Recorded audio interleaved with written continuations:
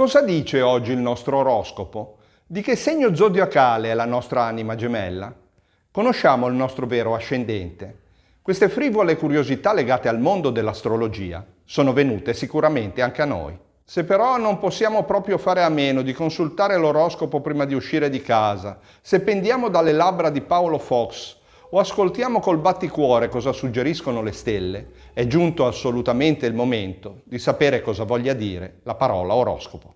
Ciao, sono Fabio, benvenuti sul mio canale L'amore per le parole. Oggi scopriremo cosa significhi davvero la parola oroscopo, quali natali possa vantare e perché gli astrologi di oggi debbano così tanto ai babilonesi.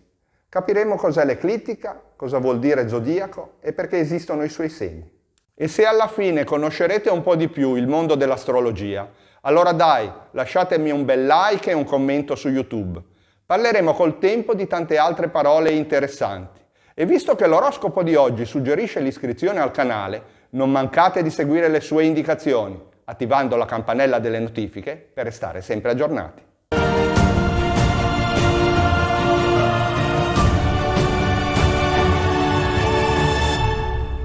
Già nel 3000 a.C. in Mesopotamia si facevano previsioni in base all'ubicazione del Sole, della Luna e dei vari pianeti, ma i segni zodiacali come li conosciamo oggi furono definiti per la prima volta dai babilonesi nel IV secolo a.C.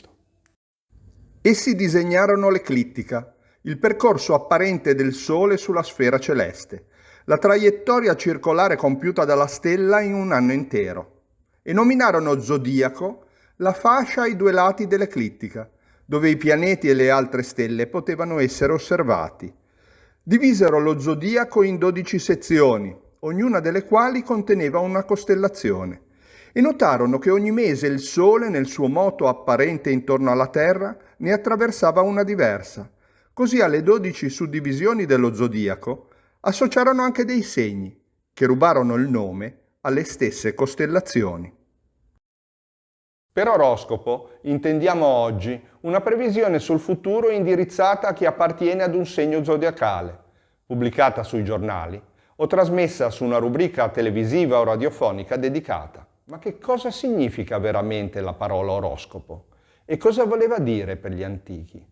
Con grande attenzione l'antica lingua greca crea la parola, accostando un sostantivo che è in stretta relazione con il tempo, ad un verbo che da sempre pare scrutare ogni cosa. Il sostantivo è ora, che vuol dire ora, periodo. Il verbo è scopeo, che significa osservare, guardare. Oroscopo dunque sta per osservare l'ora. Ma che cosa significa? E a quale ora ci riferiamo? L'uomo sin dall'antichità, per darsi spiegazione degli avvenimenti, iniziò ad osservare il cielo e la posizione dei pianeti rispetto ai 12 segni zodiacali, in occasione di eventi particolarmente rilevanti, come l'ora della nascita. E cominciò anche a pronosticare quali influssi quella configurazione dei cieli potesse esercitare sull'evento stesso. Alla nascita, ad esempio, si cominciò ad osservare il punto dell'eclittica che sorgeva all'orizzonte, dal quale era possibile ricostruire la posizione degli altri segni zodiacali e dei pianeti.